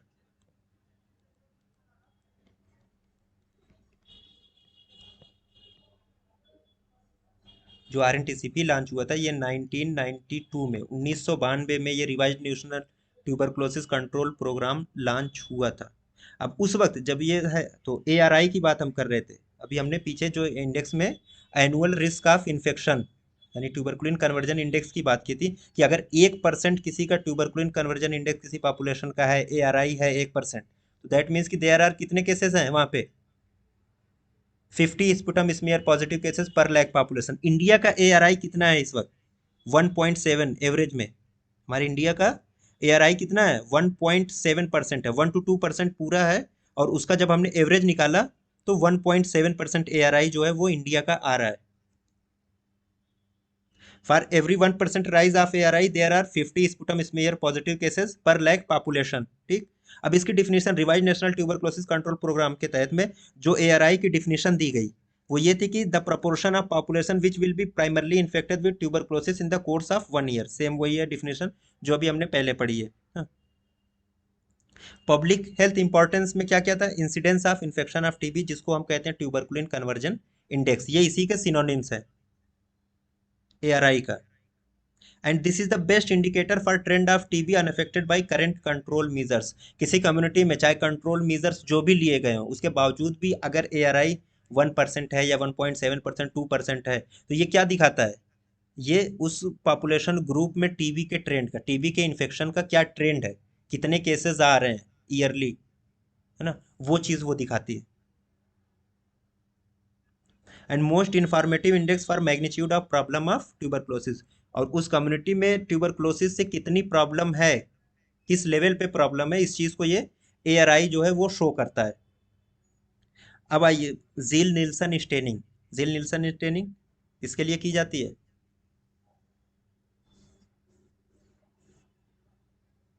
माइकोबैक्टीरियम ट्यूबरक्लोसिस के लिए जो एसिड फास्ट बैसिलाई होता है उसके लिए जील नील्सन स्टेनिंग करते हैं। हाँ, इंपॉर्टेंस क्या? Sputum smear of A suspected TB patient is used for the diagnosis. उसकी डायग्नोसिस के लिए हम किससे स्टेन करते हैं? जील निल्सन से स्टेन करते हैं। उसमें जो डीकलराइजर 25% sulphuric acid, acid fast bacilli जो टीबी का होता है वो किस तरीके का मिलता है जब हम माइक्रोस्कोप में देखते हैं? तो rod shaped with beaded appearance. अब एक क्वेश्चन यहाँ पे ये बनता है कि ये जो बीडेड अपीयरेंस है ये किस वजह से आती है? ये जो बीड होते हैं इसमें, इसकी अपीयरेंस में, ये किसकी वजह से शो होते हैं हमें? तो जो माइकोबैक्टीरियम का जो सरफेस है, जो आउटर कवरिंग है उसकी, जो कैप्सूल होता है, उस पे जो है ना माइकोलिक एसिड पाई जाती है। उसके जो आउटर सरफेस है उस पे माइकोलिक एसिड पाई जाती है, और उसी माइकोलिक एसिड की वजह से, due to presence of mycolic acid, जब हम माइक्रोस्कोप में देखते हैं तो बीडेड अपीयरेंस उसकी आती है, बीड निकल के आती है वहां पे। रॉड शेप्ड होते हैं, साथ में बीडेड अपीयरेंस भी होती है किसकी? माइकोबैक्टीरियम ट्यूबरक्लोसिस की। अब minimum bacillary load for a positive result के लिए जब हम स्पुटम माइक्रोस्कोपी कर रहे हैं तो कितना बैसिलरी लोड होना चाहिए? मोर देन 10,000 बैसिलाई पर ml ऑफ स्पुटम, यानी 1 ml स्पुटम में कितना बैसिलस होना चाहिए? मोर देन 10,000, तब वो पॉजिटिव रिजल्ट होता है। और इसको जो रिजल्ट को इंटरप्रेट करने के लिए एटलीस्ट जो है 100 फील्ड पर हाई पावर फील्ड, जब भी हम इसका वो देते हैं एचपीएफ में, पर हाई पावर फील्ड, जब भी माइक्रोस्कोपिक एग्जामिनेशन किया, मल्टीपल फील्ड्स को एग्जामिन किया जाता है, तो एटलीस्ट 100 फील्ड जो है वो एग्जामिन होनी चाहिए, 100 फील्ड का एग्जामिनेशन करना चाहिए मिनिमम। और उसमें अगर मोर देन 10,000 बैसिलाई हैं तो वो रिजल्ट क्या होगा? वो पॉजिटिव हो जाता है। अब डार्ट्स का क्राइटेरिया भी जो है आरएनटीसीपी में ही स्टार्ट हुआ था। किसमें स्टार्ट हुआ था? RNTCP, revise national tuberculosis control programme में, है ना। Community based tuberculosis treatment and care strategy which combines the benefits of supervise treatment with community based care and support. अब जो डार्ट्स का फुल फॉर्म पहले याद रखिएगा, directly observe treatment short course, chemotherapy last में लगा देते हैं या शॉर्ट कोर्स ट्रीटमेंट भी लिखते हैं, ठीक, ये इसका फुल फॉर्म है। कम्युनिटी बेस्ड ट्यूबरक्लोसिस ट्रीटमेंट होता है जिसमें दो चीज़ें होती है। एक तो पहला बेनिफिट ये है कि जो ट्रीटमेंट होता है अंडर द सुपरविजन होता है। अब अंडर द सुपरविजन का मतलब ये है कि जो डार्ट्स होते हैं ना, ये जो पेरिफेरल हेल्थ वर्कर्स होते हैं वो लोग सप्लाई करते हैं। पेरिफेरल हेल्थ वर्कर या डार्ट्स सेंटर जो होता है वहाँ से सप्लाई होती है। तो वहाँ दो पैक, ब्लिस्टर पैक होता है, एक इंटेंसिव फेज का होता है, एक कंटिन्यूएशन फेज का होता है। इंटेंसिव फेज का जो पैक होता है वो अपने सामने कहते हैं कि आप इसको निगलिए, और उसके बाद तब जाके कंटिन्यूएशन फेज देते हैं, तो ये सुपरवाइज ट्रीटमेंट में आ जाता है। और community based care and support क्यों कहते हैं, क्योंकि हर कम्युनिटी में ये अवेलेबल होती है। जो जो पेरिफेरल हेल्थ वर्कर है उनके पास भी होता है, वो लोग भी प्रोवाइड कराते हैं। अब जो सक्सेस है इसकी कुछ खास नहीं है, देख लीजिए कि किस पे डिपेंड करती है। 5 कंपोनेंट है, पॉलिटिकल कमिटमेंट है, गुड क्वालिटी स्पुटम माइक्रोस्कोपी होनी चाहिए, डायरेक्टली ऑब्जर्व ट्रीटमेंट यानी वही dots, uninterrupted supply of good quality drugs यानी जो रिजीम है एटीटी का उसमें कोई इंटरप्शन नहीं होना चाहिए, कंटिन्यूअस सप्लाई होनी चाहिए, एंड अकाउंटेबिलिटी यानी जो ले रहा है उसको पूरी तरीके से हम पहले क्या करेंगे। टीबी का पेशेंट है या लेप्रोसी का पेशेंट जो होता है उनकी काउंसलिंग बहुत ज़रूरी होती है। उनको ये बताना होता है कि देखो तुम सही हो सकते हो और तुम्हें बस इतने दिन तक कंटिन्यूअस ट्रीटमेंट लेना है, उसके बाद तुम सही हो। पूरी फुल अकाउंटेबिलिटी के साथ इनको ये सप्लाई करनी है। तो ये जो 5 कंपोनेंट है जिस पे डॉट्स का सक्सेस जो है वो डिपेंड करता है। 3 कंपोनेंट होते हैं जो हाई क्योर रेट के लिए इंश्योर करते हैं हमें इसमें। Appropriate medical treatment through dots, supervision and motivation by health non health personnel, यानी वो सुपरवाइज कर रहा है अपने सामने, वो जो कहता है कि इंटेंसिव फेज वाली है आप उसको निकलिए, साथ में मोटिवेशन भी, मोटिवेशन बहुत ज़रूरी होता है। And monitoring of the disease by health services, जो हेल्थ सर्विसेज वहाँ पे चले उसके जरिए डिजीज़ का मैग्नीट्यूड, डिजीज़ का एक्रेंस या डिजीज़ का इंसिडेंस, उसकी मॉनिटरिंग भी होनी चाहिए।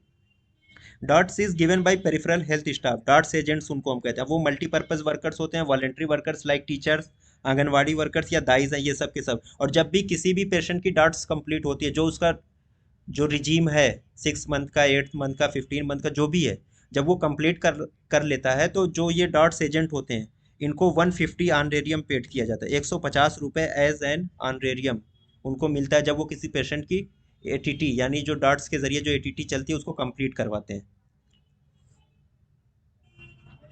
Drugs are supplied in patient wise boxes containing full course of treatment, उसमें इंटेंसिव फेज के लिए ईच ब्लिस्टर पैक, एक ब्लिस्टर पैक होता है जिसमें 1 दिन का मेडिकेशन होता है, और कंटिन्यूएशन फेज में जो होता है 1 वीक्स मेडिकेशन होता है, कितने, 1 हफ्ते का मेडिकेशन होता है, ब्लिस्टर पैक्स में ये दी जाती है। अब एनटीपी जो नेशनल ट्यूबरक्लोसिस कंट्रोल प्रोग्राम था पहले चल रहा था, उसके बाद आरएनटीसीपी लॉन्च हुआ।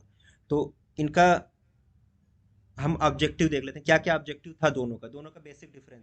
एनटीपी सबसे पहले कब लॉन्च हुआ था, नेशनल ट्यूबरक्लोसिस कंट्रोल प्रोग्राम 1962 1962 में, और 1992 में आरएनटीसीपी लॉन्च हुई थी। हाँ, नेशनल ट्यूबरक्लोसिस कंट्रोल प्रोग्राम 1992 में। इनका ऑब्जेक्टिव क्या था, ऑब्जेक्टिव क्या था एनटीपी का, जो इसका था अर्ली डायग्नोसिस एंड ट्रीटमेंट। अब अगर ये ऑब्जेक्टिव आपको याद हो तो हमने एक बार पढ़ा था, ज़्यादातर जो नेशनल लेवल के हेल्थ प्रोग्राम्स होते हैं वो किस लेवल ऑफ प्रिवेंशन पे वर्क करते हैं, secondary level of prevention. Secondary level of prevention. और सेकेंडरी लेवल ऑफ प्रिवेंशन का ये अर्ली डायग्नोसिस एंड ट्रीटमेंट, ये इसका ऑब्जेक्टिव था एनटीपी का, नेशनल ट्यूबरक्लोसिस कंट्रोल प्रोग्राम का। आरएनटीसीपी का क्या ऑब्जेक्टिव था, इसका ऑब्जेक्टिव सही है, इसमें जो है स्टेटमेंट वाइज क्वेश्चन बनते हैं। इसमें यह था कि जो क्योर रेट है, आरएनटीसीपी में जो ऑब्जेक्टिव था क्योर रेट के लिए यह था कि क्योर रेट मोर देन 85% हमें चाहिए, एंड केस डिटेक्शन या case finding rate more than 70%। ये इसका ऑब्जेक्टिव था आरएनटीसीपी का, revised national tuberculosis control programme का। Cure rate more than 85% and case finding more than 70%। Target क्या था, एनटीपी में कोई टारगेट नहीं था, इसमें यह तक बस प्रोग्राम चल रहा है चलने दो, डायग्नोसिस करो एंड ट्रीटमेंट दो उसको। इनका जो ऑब्जेक्टिव था वही सब कुछ था, इसमें टारगेट नहीं था।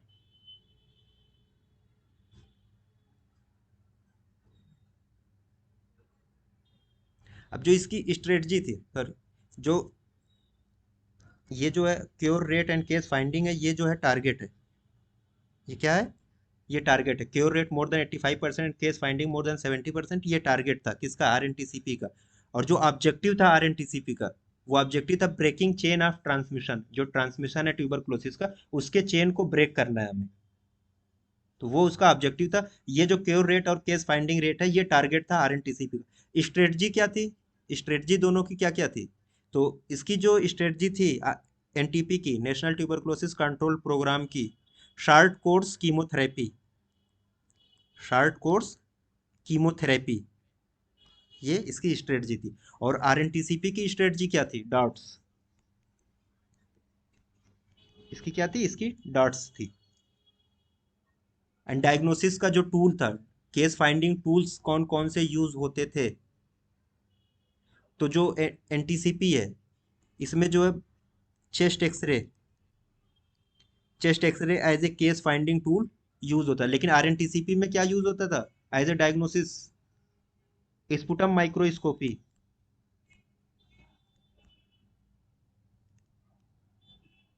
Sputum microscopy as a case finding tool use किया गया किसमें? आरएनटीसीपी में। इसका जो टारगेट था, क्योर रेट मोर देन 85% होना चाहिए और केस फाइंडिंग मोर देन 75% होना चाहिए। और जो ऑब्जेक्टिव था आरएनटीसीपी का, यानी breaking the chain of transmission of the disease. अब इससे रिलेटेड आरएनटीसीपी की थोड़ी सी हिस्ट्री देखिएगा। RNTCP as a pilot project 1993 में शुरू किया गया था, लेकिन लॉन्च कब हुआ था? 1992 में। इसमें कोई कंफ्यूजन मत रखिएगा। 92 में लॉन्च कर दिया गया था। और शुरू कब हुआ? लॉन्च तो हो गया, लेकिन स्टार्ट फंक्शनिंग जो हुई थी 1993 में as a pilot pilot project, मतलब कुछ जगहों पे।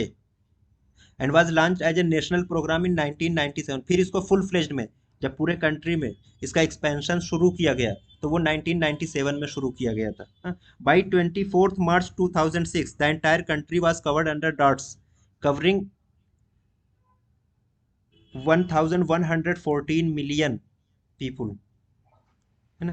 The RNTCP designated microscopy centre. अब जो आरएनटीसीपी के अंडर में एक माइक्रोस्कोपी सेंटर को भी डिजाइन किया गया फॉर अप्रोक्सीमेटली 1 लाख पॉपुलेशन। पर 1 लाख पॉपुलेशन एक माइक्रोस्कोपी सेंटर। एक क्वेश्चन ये बन गया कि एक माइक्रोस्कोपी सेंटर कितने लाख पॉपुलेशन को कैटर करता था अंडर आरएनटीसीपी? तो under RNTCP for 1 lakh population एक माइक्रोस्कोपी सेंटर वो डेवलप किया गया था। और हिली और माउंटेनियस एरियाज के लिए जो पॉपुलेशन था वो 50,000। हिली और माउंटेनियस एरियाज में 50,000 पॉपुलेशन पे एक माइक्रोस्कोपी सेंटर को डेवलप किया गया। अब एक सीनियर टीबी लेबोरेटरी सुपरवाइजर भी रखा गया फॉर एवरी 5 माइक्रोस्कोपी सेंटर। मान लीजिए 5 माइक्रोस्कोपी सेंटर हैं, तो वहां पे जितने भी माइक्रोस्कोपिक एग्जामिनेशन हो रहे हैं, स्पुटम स्मीयर एग्जामिनेशन हो रहे हैं, 5 के लिए एक सीनियर टीबी लेबोरेटरी सुपरवाइजर को रखा गया था। यानी कि अब एक क्वेश्चन तो ये हो गया फॉर एवरी 5 माइक्रोस्कोपी सेंटर।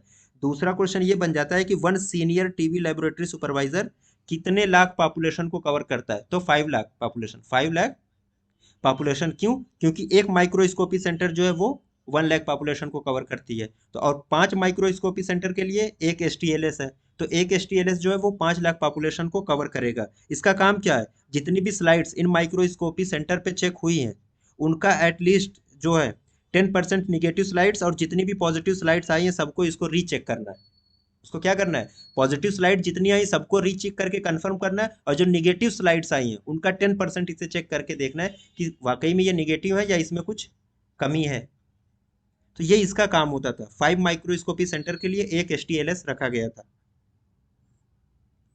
अभी जो डायग्नोसिस होती थी आरएनटीसीपी में, अभी हमने बात की थी, इसमें जो डायग्नोसिस का मेन स्टे था वो क्या था?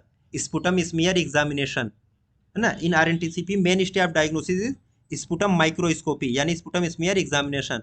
The sputum smears are stained for acid fast bacillus. AFB से होता था, फिर जील नील्सन स्टेनिंग इसकी की जाती थी। ग्राम स्टेनिंग नहीं बल्कि जील नील्सन स्टेनिंग इसकी होती है।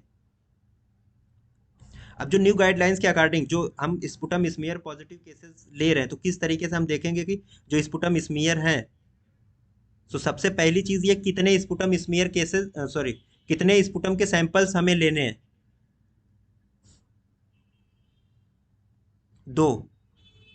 Number of specimens required for diagnosis of smear positive tuber pulmonary tuberculosis 2। दो स्पुटम स्मीयर हमें सैंपल लेने हैं, लेकिन ट्यूबरक्लोसिस को सस्पेक्ट कब हम करेंगे? कोई भी पर्सन है उसको प्रोडक्टिव कफ हो रहा है for more than 2 weeks, with और विदाउट हेमाप्टिसिस, फीवर भी है for more than 2 weeks, chest pain है, वेट लॉस हो रहा है, नाइट स्वेट्स है एंड लॉस ऑफ एपेटाइट।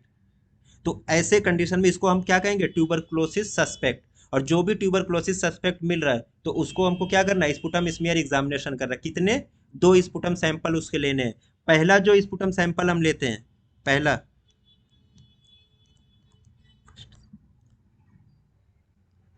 इसको हम कहते हैं स्पॉट सैंपल।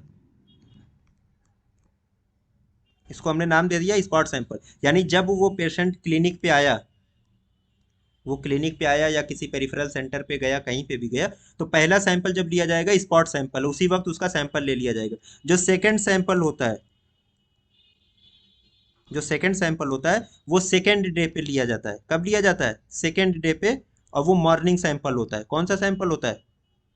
Morning sample. तो 2 स्पुटम सैंपल ले लिए गए। अब इसका इंटरप्रिटेशन कैसे किया जाएगा? इसका इंटरप्रिटेशन ये है कि मान लीजिए दोनों के दोनों निगेटिव आ गए, दोनों सैंपल जो हमारे वो निगेटिव आ गए, जो स्पॉट सैंपल था और जो सेकंड सैंपल मॉर्निंग सैंपल था, वो दोनों के दोनों निगेटिव आए, यानी वो स्पुटम निगेटिव, सॉरी, उसको नॉन ट्यूबरक्लोसिस पेशेंट हम कहेंगे, नॉन टीबी पेशेंट। वो नॉन ट्यूबरक्लोसिस पेशेंट है अगर दोनों के दोनों उसको स्पुटम स्मेयर निगेटिव आ रहे हैं। लेकिन अभी कहानी खत्म नहीं हो रही, अभी इसके बाद भी है। नॉन ट्यूबरक्लोसिस ये पेशेंट हो गया, अभी डिक्लेयर हो गया। एक भी सैंपल अगर कोई पॉजिटिव आ जा रहा है, कोई एक भी सैंपल अगर इसमें से पॉजिटिव आ रहा है, चाहे स्पॉट सैंपल आ जाए या मॉर्निंग सैंपल आ जाए, तो वो स्पुटम पॉजिटिव हो जाता है। स्पुटम पॉजिटिव ट्यूबरक्लोसिस ये हो गया, स्पुटम पॉजिटिव ट्यूबरक्लोसिस। अब यहाँ पे जैसे ही स्पुटम पॉजिटिव हो गया, फौरन क्या करना है? एटीटी स्टार्ट कर देनी है हमें। Start ATT. एक भी सैंपल अगर पॉजिटिव आ रहा है तो वो स्पुटम पॉजिटिव ट्यूबरक्लोसिस है, एटीटी स्टार्ट करना। दोनों आ गए तो बहुत अच्छी बात है, वरना एक आ गया तो उससे भी काम चल जाएगा। ठीक। अब मान लीजिए जो ये नॉन टीबी पेशेंट था जिसके दोनों के दोनों सैंपल निगेटिव आए थे, तो इसको ऐसा नहीं छोड़ देंगे, इसको ऐसे नहीं छोड़ देंगे। इसको हम क्या करेंगे? एंटीबायोटिक देंगे। इसको पहले कोई सुटेबल एंटीबायोटिक्स देते हैं। कितने दिन के लिए? For 10 to 14 days. 10 to 14 days, 10 से 14 दिन के लिए आप एंटीबायोटिक्स दे दीजिए इसको। अगर जो इसका कफ है, जो कफ है वो सबसाइड कर गया, उसकी खांसी जो है वो खत्म हो गई, तब हम ये कह देंगे कि अब ये एकदम नॉन टीबी पेशेंट है, इसको ट्यूबरक्लोसिस का इन्फेक्शन नहीं है। ये जो कंडीशन थी किसी और वजह से थी। अगर एंटीबायोटिक्स देने के बाद कफ में रिलीफ मिल गया उसे। लेकिन अगर कफ परसिस्ट कर रहा है, तब क्या करेंगे? हमने स्पुटम करा लिया, दोनों के दोनों सैंपल जो वो निगेटिव आ गए, एंटीबायोटिक्स दे दी 10 से 14 दिन के लिए, 2 हफ्ते तक। तब भी पे वो निगेटिव आ रहा है, तब भी पे वो निगेटिव आ रहा है, तो अगर उसके बाद भी कफ जो है वो परसिस्ट कर रहा है एंटीबायोटिक्स के बाद भी, तो फिर से हम रिपीट कराएंगे स्पुटम स्मेयर। उसका हम फिर से करवाएंगे, 2 सैंपल फिर लिया जाएगा, एक स्पॉट एक मॉर्निंग। फिर से उसको देखा जाएगा, उसको फिर से देखा जाएगा। अगर दोनों के दोनों निगेटिव फिर से आ रहे हैं, दोनों के दोनों सैंपल फिर से क्या हो गए? निगेटिव आ गए। ध्यान से सुनिएगा, दोनों सैंपल दोबारा भी निगेटिव आ गए, तो हम इसको कहते हैं नन स्पुटम पॉजिटिव।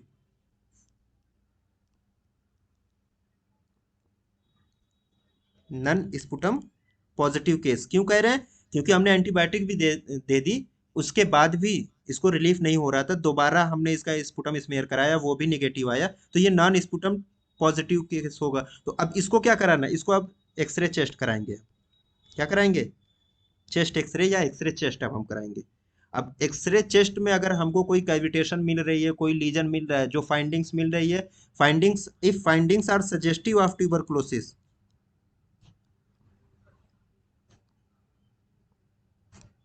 जो फाइंडिंग्स है वो सजेस्टिव है किसकी तरफ? ट्यूबरक्लोसिस की तरफ, तो हम कहते हैं स्पुटम निगेटिव ट्यूबरक्लोसिस। अब यहाँ पे इसको हम क्या नाम देंगे?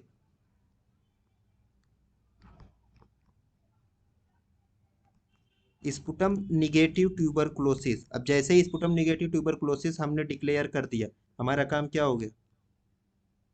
Start ATT. एटीटी को स्टार्ट करना है। ठीक, ये इसकी पूरी कहानी है, किस तरीके से किया जाता है। ये समझ में आया ना?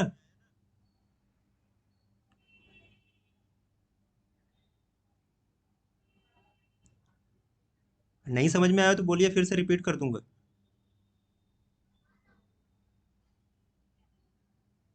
सर कर दीजिए। रिपीट करना है। Yes sir.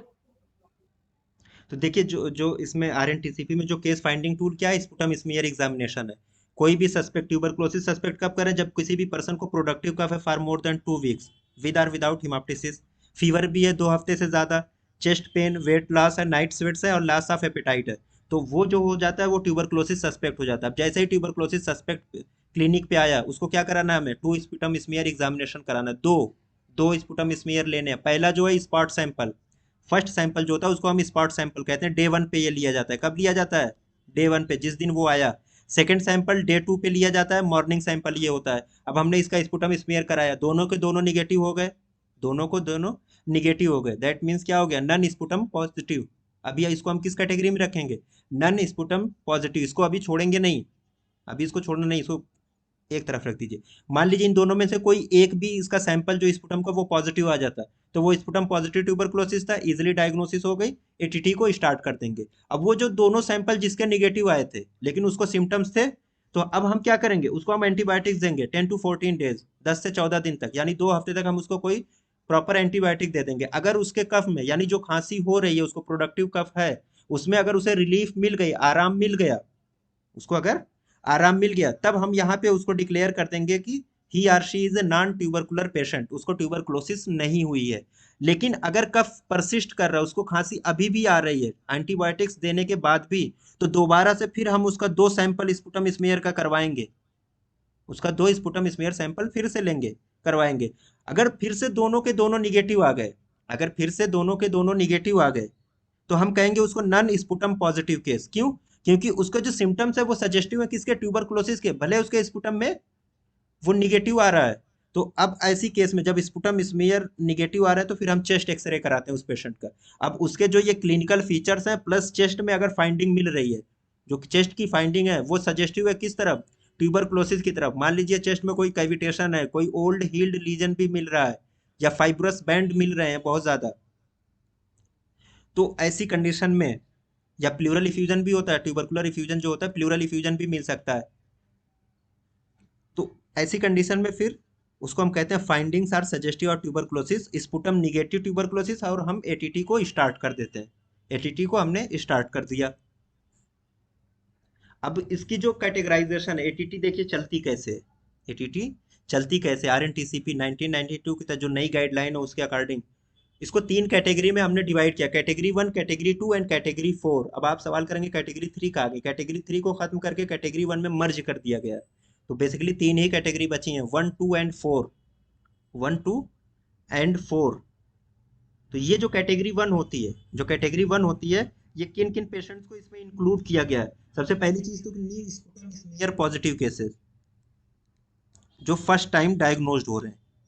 हाँ, new sputum smear positive cases पहले जो हो गए। इसके अलावा अभी हमने बात की थी जिनकी चेस्ट से और क्लिनिकल फाइंडिंग से लग रहा था कि ट्यूबरकुलर है, स्पुटम स्मीयर जो उनके निगेटिव आए, यानी non sputum negative, non sputum positive patient, उसको हमने कह दिया स्पुटम स्मीयर निगेटिव पेशेंट्स, ये भी कैटेगरी 1 में आएंगे। क्लिनिकली इनको ट्यूबरकुलोसिस थी, लेकिन जो स्पुटम स्मीयर फाइंडिंग थी वो निगेटिव थी। हाँ, इसके अलावा सीरियसली इल पेशेंट है जिनको एक्स्ट्रा पल्मोनरी ट्यूबरकुलोसिस हुई है,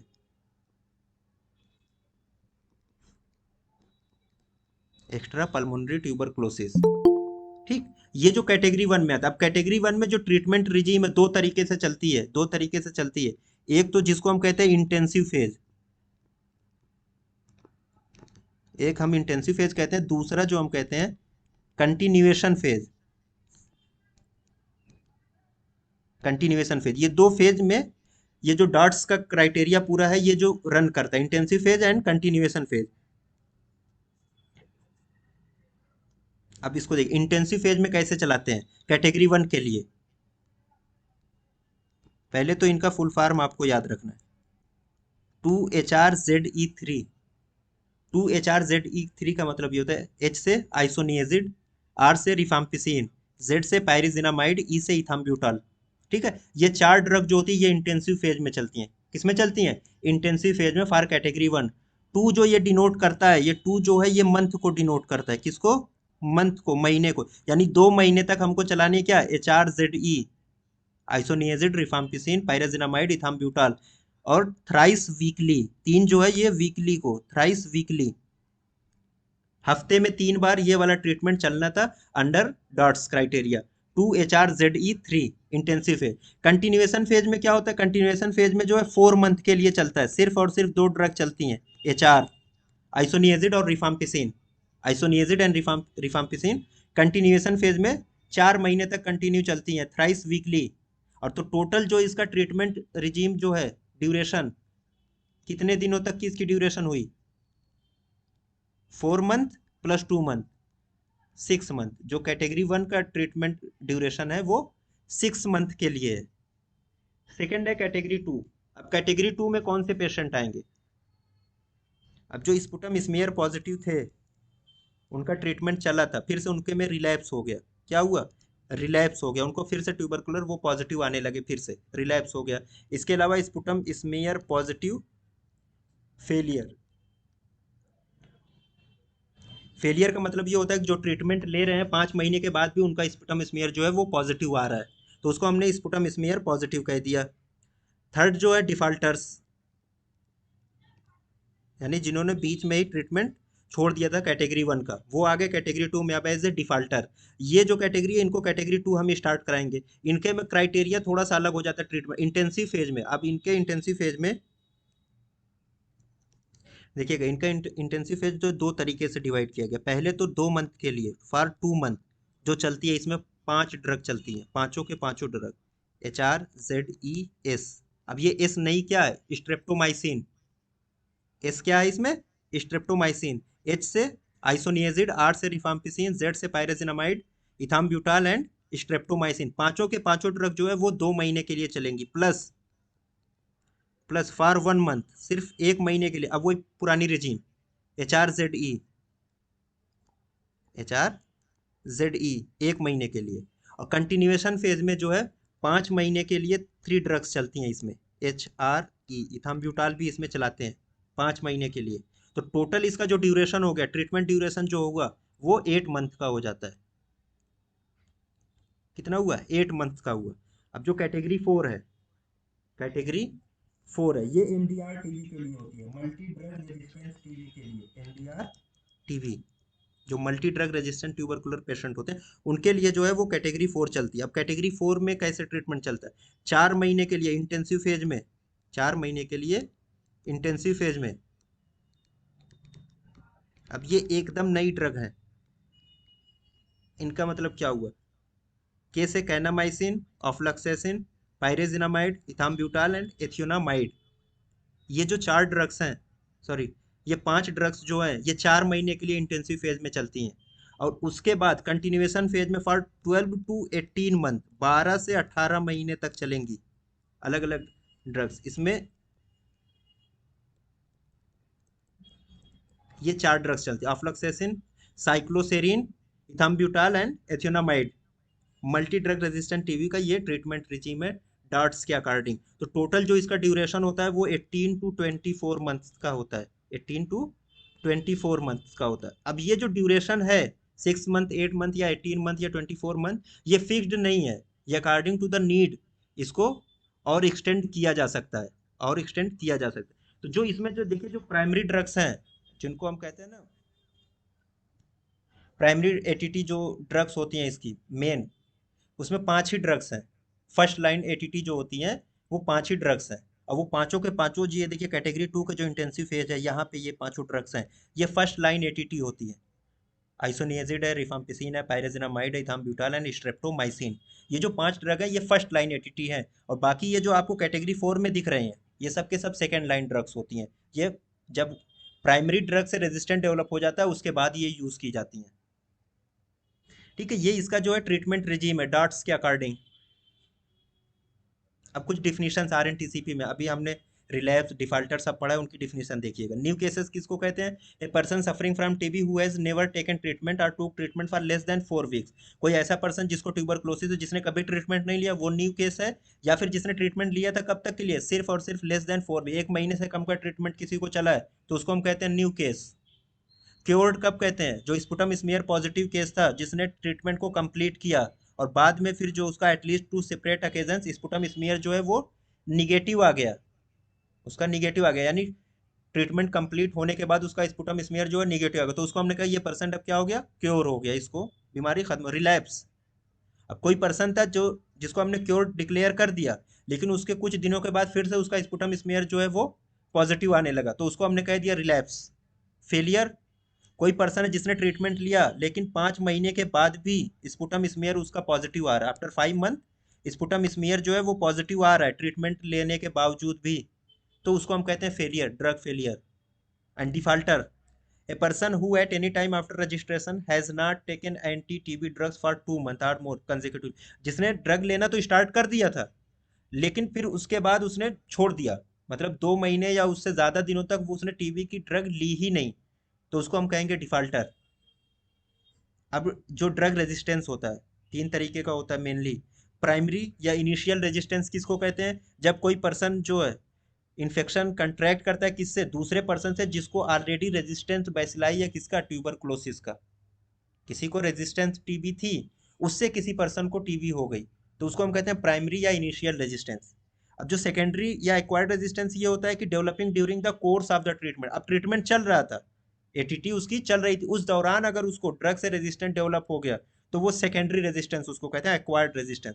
थर्ड जो है multi drug resistance TB, MDR TB, resistant to isoniazid and rifampicin with और without resistant to other drug, मतलब कि आइसोनियाजिड और रिफाम्पिसिन इनसे रेजिस्टेंस डेवलप हो चुका हो, साथ में किसी और ड्रग से हो या ना हो, लेकिन एटलीस्ट आइसोनियाजिड और रिफाम्पिसिन से अगर रेजिस्टेंस डेवलप हो गया, तो उसको हम कहते हैं MDR TB, multi drug resistant TB. एक टर्म और आता है एक्सटेंसिव ड्रग रेजिस्टेंट टीबी,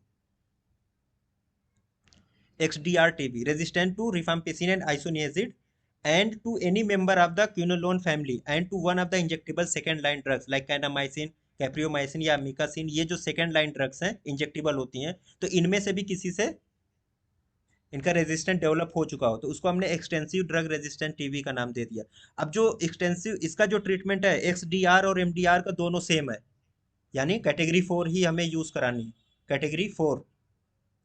और जो ये एक्सटेंसिव ड्रग टीबी है, extensive drug resistant TB does not transmit easily in healthy population, ये हेल्दी पॉपुलेशन में आसानी के साथ ट्रांसमिटेबल नहीं है, आसानी से ये ट्रांसमिट नहीं होती।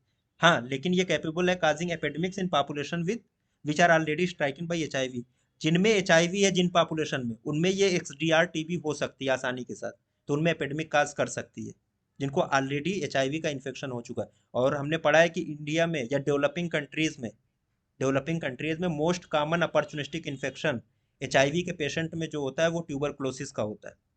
ठीक, एक लाइन में ये याद रखिएगा कि डेवलपिंग कंट्रीज में मोस्ट कॉमन अपॉर्चुनिस्टिक इन्फेक्शन जो होता है HIV के पेशेंट में, वो ट्यूबरक्लोसिस होती है। और डेवलप्ड कंट्रीज में नीमोसिस्टिक कैरिनाई न्यूमोनिया, डेवलप्ड कंट्रीज में जो HIV के पेशेंट है उनमें जो मोस्ट कॉमन अपॉर्चुनिस्टिक इन्फेक्शन होता है वो न्यूमोसिस्टिक कैरिनाई न्यूमोनिया होता है।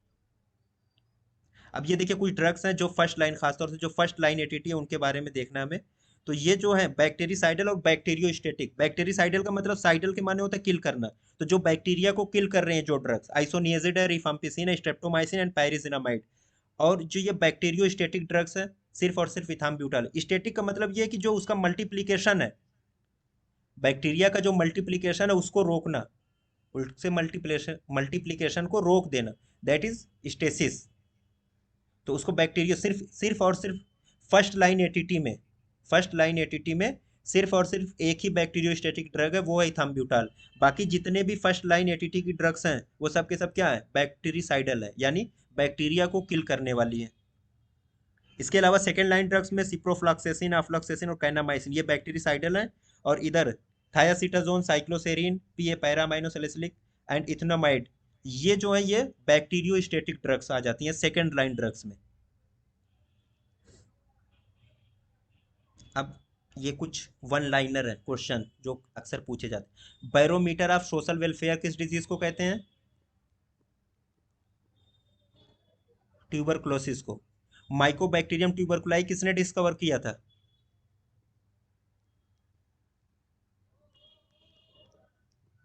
Robert cos. ठीक। वर्ल्ड ट्यूबरक्लोसिस डे कब ऑब्जर्व किया जाता है? अभी इसे एक हफ्ता पहले ऑब्जर्व हुआ है। 24 मार्च। 24 मार्च, 1 वीक पहले अभी हुआ। वर्ल्ड ट्यूबरक्लोसिस डे 24 मार्च को। अब जो ये डायग्नोसिस आरएनटीसीपी में किससे करते हैं? Sputum smear.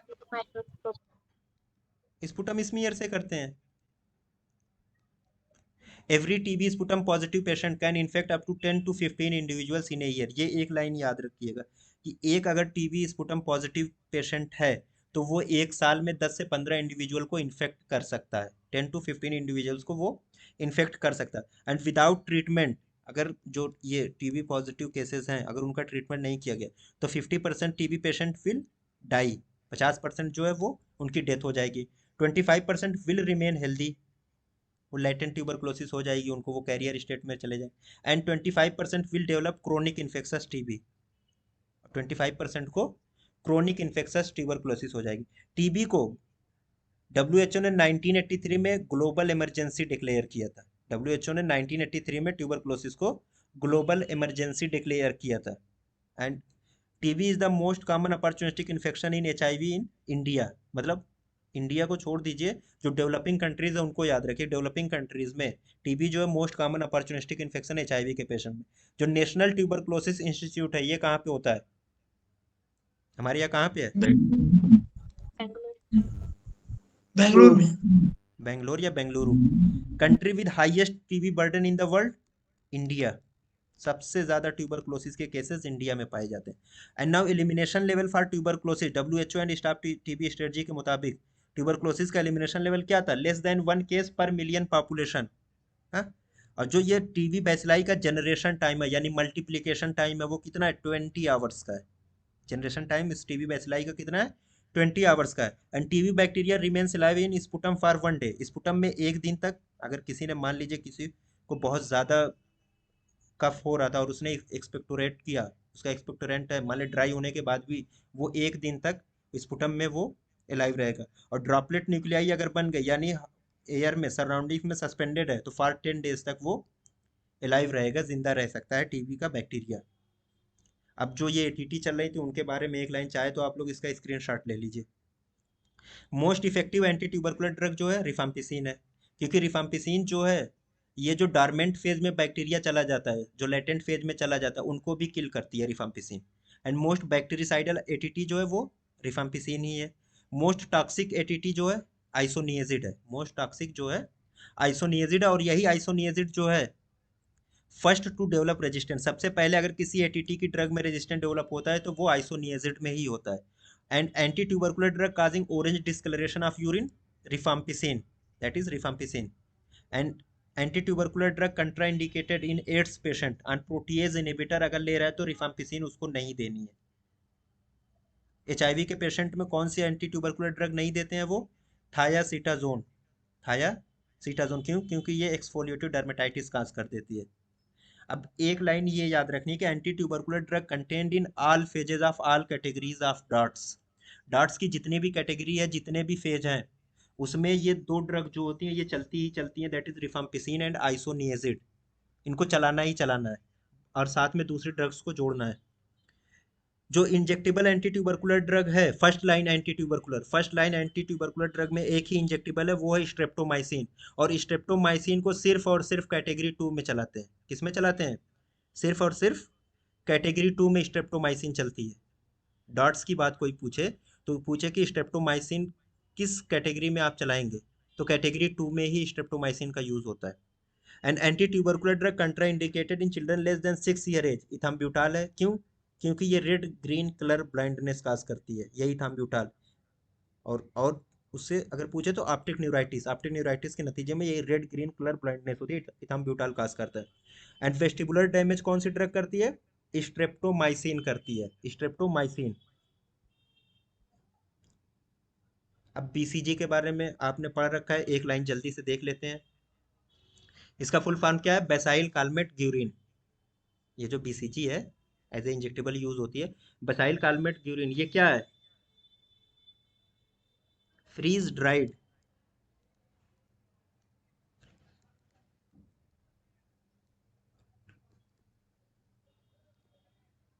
Freeze dried bacterial vaccine, है ना।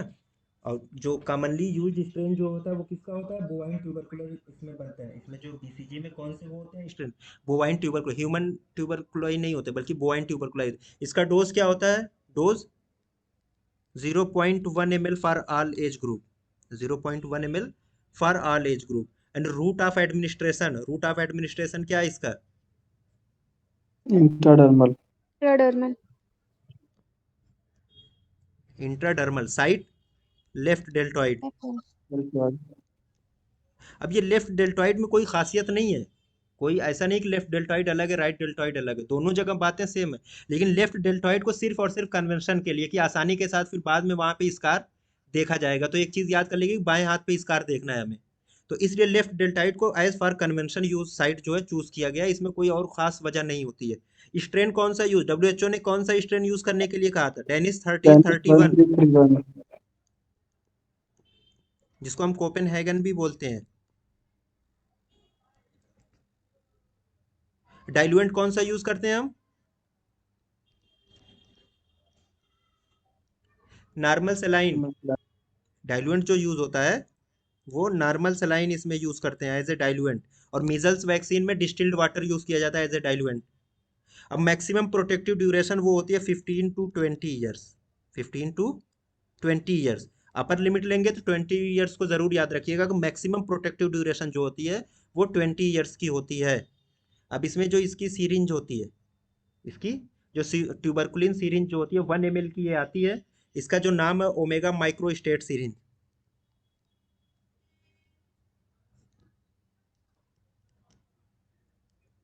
26 गाज नीडल की होती है ये, 26 गाज नीडल की omega micro state tuberculin syringe जो ये यूज होती है 1 ml की होती है और 1 ml ही इंजेक्ट करना होता है।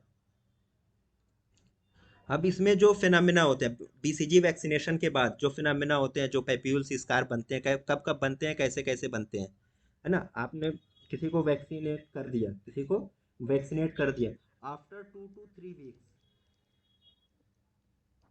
आफ्टर 2 to 3 वीक्स जो है पैप्यूल फॉर्मेशन स्टार्ट होता है। 2 से 3 हफ्ते के बाद जो है ये पैप्यूल बनना शुरू होता है ना। आफ्टर 2 to 3 वीक्स पैप्यूल बनना शुरू होता है, 2 to 3 वीक्स के बाद। उसके बाद 5 हफ्ते के बाद 5 वीक्स पे, 5 वीक्स पे यही जो पैप्यूल होता है इसका जो डायमीटर अब जो बढ़ के हो जाता है 5 to 8 mm, up to 1 centimetre हो सकता है। लेकिन नॉर्मली जो है 5 से 8 mm का ये पैप्यूल बन जाता है 5 हफ्ते पे। 6 to 8 वीक्स पे अब यहाँ पे अल्सरेशन होता है, इसी पैप्यूल में जो है अल्सरेशन स्टार्ट हो जाता है। अल्सरेशन होता है, साथ में ऊपर जो इसका सरफेस होता है वो कवर्ड होता है, कवर्ड होता है किससे? क्रस्ट से, या क्रस्टिंग पाई जाती है जिसको हम कुरंड कहते हैं। ठीक, 6 to 8 वीक्स पे। एंड 6 to 12 वीक्स पे क्या मिलेगा? 6 to 12 वीक्स पे एक permanent tiny scar, permanent tiny scar जो ये बताता है कि इसको बीसीजी का वैक्सीनेशन हुआ है, परमानेंट टाइनी स्कार बन गया। 6 to 12 वीक्स के बाद परमानेंट टाइनी स्कार बन जाता है, जो कि कितना होता है? 5 to 8 mm का ही होता है। किसी भी कंडीशन में कभी भी अगर मोर देन 1 सेंटीमीटर का वो स्कार हो गया, मोर देन 1 सेंटीमीटर का वो स्कार है, पेनफुल है, दैट मीन्स कि वो अब क्या हो गया? वो इन्फेक्टेड हो गया है, उसमें इन्फेक्शन हो गया है, वो रिजॉल्व नहीं कर रहा है। आफ्टर 6 to 12 वीक्स भी जो है वो स्कार जो है 1 सेंटीमीटर से बड़ा है, टेंडरनेस वहाँ पे पाई जा रही है, रेडनेस बहुत ज़्यादा है और 1 सेंटीमीटर से बड़ा है, तो अब वो क्या उसमें इन्फेक्शन, सेकेंडरी इन्फेक्शन हो चुका है, वो इन्फेक्टेड हो चुका है वो स्कार। कभी कभी हो जाता है, अगर इन्फेक्टेड हो भी गया तो कोई इतनी परेशानी की बात नहीं, बल्कि उसमें क्या करते हैं, उसमें जो आईएनएच होता है, आइसोनियाजिड होती है, उसको लोकली वहां पे इंजेक्ट करते हैं।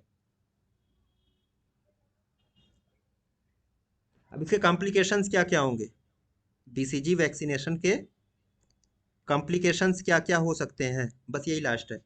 तो जो इसके कॉम्प्लिकेशंस होते हैं, एक तो सपरेटिव लिम्फेडिनाइटिस हो सकती है, यानी पस हो सकता है वहाँ पे, पस कलेक्शन। सपरेटिव लिम्फ एडिनाइटिस, ऑस्टियोमेलेसिया या ऑस्टियोमाइलाइटिस कहिए इसको, ऑस्टियोमाइलाइटिस काज कर सकता है। या प्रोलॉन्ग्ड सीवियर अल्सरेशन, बहुत दिनों तक वो अल्सरेशन पड़ा रहे, स्कार ना बने बल्कि अल्सर ही रह जाए, यानी इन्फेक्शन हो चुका है उसमें। फिर है डिसेमिनेटेड बीसीजी इन्फेक्शन हो जाए, पूरी बॉडी में बीसीजी का इन्फेक्शन हो जाए, डिसेमिनेटेड बीसीजी इन्फेक्शन उसको कहते हैं।